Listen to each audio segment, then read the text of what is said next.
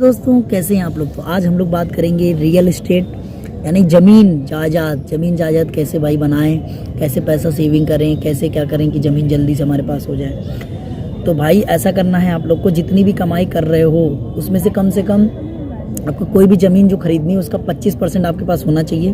अगर आप कोई भी जो आपका गोल हो कि आपको रहने के लिए मकान लेना है कि आपको बिजनेस के लिए लेना है, जो भी लेना है उसको पहले पता कर लीजिए, उसके हिसाब से अपनी सेविंग करते जाओ भाई। उसका 25% जितना भी होता है, अगर मान लो आपको 20 लाख का लेना है तो आपको कम से कम 5 लाख रुपए आपके पास होने चाहिए। तो 5 लाख रुपए आपके पास हो जाएंगे तो आप फाइनेंस करा सकते हो। फाइनेंस कराने के बाद जितना भाई उस पर इंटरेस्ट रेट लगेगा ना, उससे कई ज़्यादा ग्रोथ उसकी रहती है। एरिया वाइज डिपेंड करता है। अगर एरिया सही है, एरिया अच्छी जगह में है, आपका जो ज़मीन है वो अच्छी जगह पे है, रियल इस्टेट आपके अच्छी जगह पे है, तो कहने का मतलब उसका ग्रोथ रेट बहुत हाई रहेगा, जिससे कि आपका जो इंटरेस्ट रेट है उससे कई गुना ज़्यादा रहेगा। तो जिससे ज़मीन के और जैसे जैसे जनसंख्या बढ़ेगी ना वैसे वैसे ज़मीन का दाम बढ़ेगा, रियल इस्टेट का दाम बढ़ेगा भाई। इस वजह से अभी जितना जल्दी हो सके ज़मीन लेने पे फोकस करो, क्योंकि पॉपुलेशन जितनी ज़्यादा बढ़ रही है, जो यूथ है वो अपने घर में रहना चाह रहा है, यहाँ तक कि लोग अपने मम्मी पापा के घर में भी नहीं रह के अपना खुद का घर लेना चाह रहे हैं, जिसके वजह से रियल इस्टेट बिजनेस बहुत तेज़ी से बढ़ रहा है। बड़ी बड़ी कंपनियां भाई अब तो इन्वेस्ट करने के लिए आपको मौका दे रही हैं। आप कम पैसे में भी बड़ी कंपनियों में इन्वेस्ट करके आप रियल इस्टेट में आप ग्रोथ पा सकते हो अच्छा। क्योंकि इंडिया का जो ग्रोथ रेट है ना, इंडिया का जो पॉपुलेशन इतना ज़्यादा है और ग्रोथ रेट पॉपुलेशन का इतना ज़्यादा है कि लोगों को घरों की आवश्यकता पड़ेगी, और घरों की आवश्यकता पड़ेगी तो भाई लोगों के पास घर चाहिए और अपने घर चाहिए, तो लोग खरीद रहे हैं। मगर लोकेशन डिपेंड करती है भाई, लोकेशन किस लोकेशन पे आपका घर है।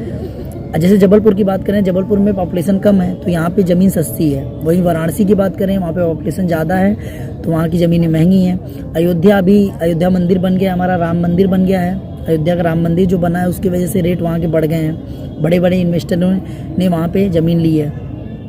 बेंगलोर सिटी भी हमारी जो है वहाँ पे भी, क्योंकि सिलिकॉन वैली है, इस वजह से हमारा वहाँ पे भी रेट बहुत ज़्यादा है। हैदराबाद भी अभी पूरा दवाइयों का हब बन चुका है, तो वहाँ पे भी भाई ज़मीनें ज़्यादा। मतलब कहने का मतलब आपको कहाँ पे पैसा लगाना है, ज़मीन कहाँ पे खरीदनी है, रहने के लिए खरीदना है तो कहाँ पे खरीदना है, बिजनेस करना है तो कहाँ पे खरीदना है, ये बहुत सोच समझ के आप लोग को डिसाइड करना चाहिए।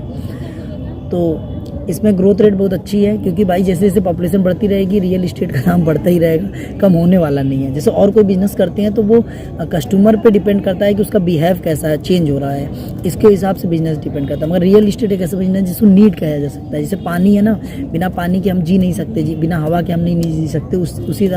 उसी तरह भाई आजकल क्या हो गया है, लोगों को अपना घर रहना चाहिए, कोई किसी की सुनता नहीं है आजकल, अपना घर होना ज़रूरी है, फ्रीडम चाहिए सबको। इस वजह से रियल इस्टेट बिजनेस बहुत तेज़ी से ग्रो कर रहा है।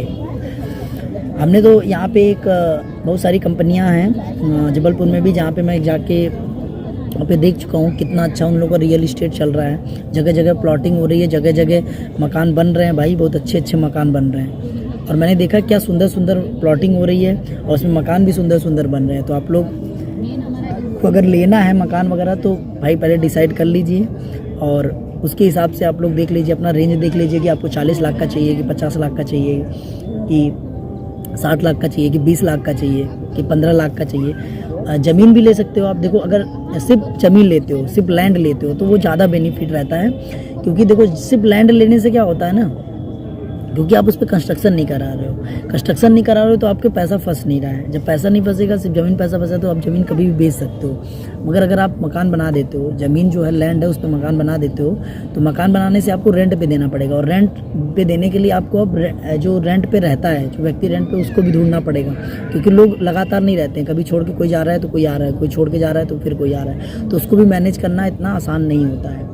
तो उसके लिए फिर आपको एडवर्टाइजमेंट करना पड़ता है, फिर उसके देख रेख भी करनी पड़ती है, सीवर सिस्टम है, आपका बिजली का बिल है, सारी चीज़ें देखनी पड़ती है, इनकम टैक्स लगता है, उसके इनकम टैक्स कह रहा हूँ, हाउस टैक्स लगता है। तो ये सारी चीज़ें, अगर ज़्यादा कमरे हैं आपके तो उस पर इनकम जो हो रही है उस पर भी टैक्स लगने लगेगा।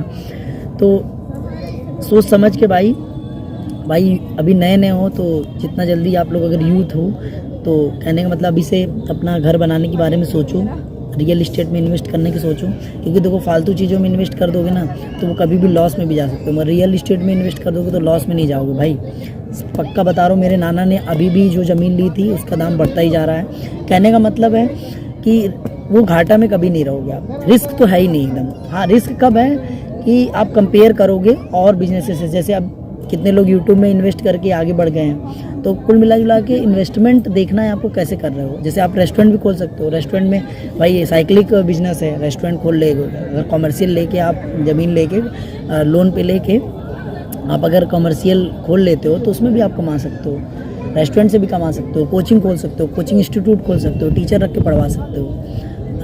अब स्कूल के लिए तो इंफ्रास्ट्रक्चर बहुत ज़्यादा बड़ा रहता है, तो स्कूल के लिए तो आप स्कूल का भी मत सोचो, पहले एक छोटा सा घर हो या एक छोटा सा बिजनेस हो, फिर उसके बाद आप मल्टीपल कर सकते हो, उससे सेविंग आएगी जो उससे आप कर सकते हो। क्योंकि जितना इंटरेस्ट रेट रहेगा उससे ज़्यादा ही ग्रोथ रेट मिलेगी आपको, अगर अच्छा एरिया है तो। एरिया ज़रूर देख लीजिए, नहीं कि गांव में जाके ज़मीन खरीद ले, गांव में बहुत धीरे धीरे ज़मीन का रेट बढ़ता है, मगर शहर में बहुत तेज़ी से बढ़ता है। तो क्योंकि शहर में पॉपुलेशन चारों तरफ से आती है, शहर बड़ा होता जाता है, इस वजह से क्या है, रियल इस्टेट का बिजनेस बहुत अच्छा है।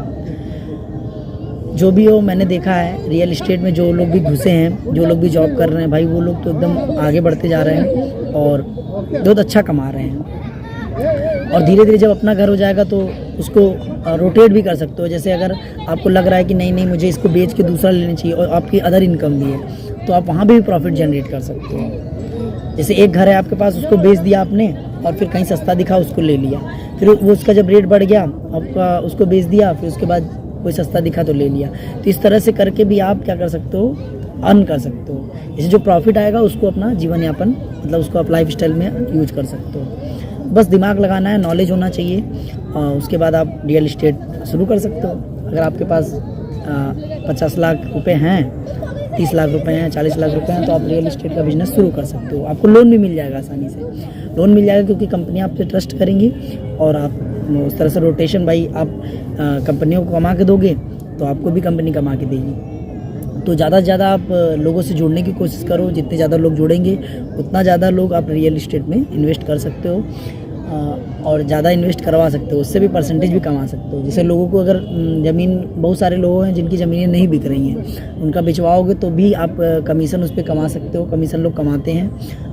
वो मैंने देखा था, एक व्यक्ति मुझे मिला था तो वो बोल रहा था मुझे कि 2% से लेके 5% के बीच में देगा, तो ऐसा भी होता है भाई, परसेंटेज भी लोग कमाते हैं। और रिच डैड पुअर डैड की बुक है, उसमें भी रॉबर्ट कियोसाकी ने बताया कि कैसे आप रेंट से कमा सकते हो, कैसे रियल इस्टेट से कमा सकते हो। वो बुक आप पढ़ सकते हो, कोको FM, मैं डिस्क्रिप्शन में लिंक दे दूंगा, उससे भी आप जाके पढ़ सकते हो। तो भाई रियल इस्टेट का बिजनेस बहुत अच्छा है, मैं और वीडियो इस पे बनाऊंगा और अच्छे से इस पे रिसर्च करके और सारी वीडियो बनाऊंगा।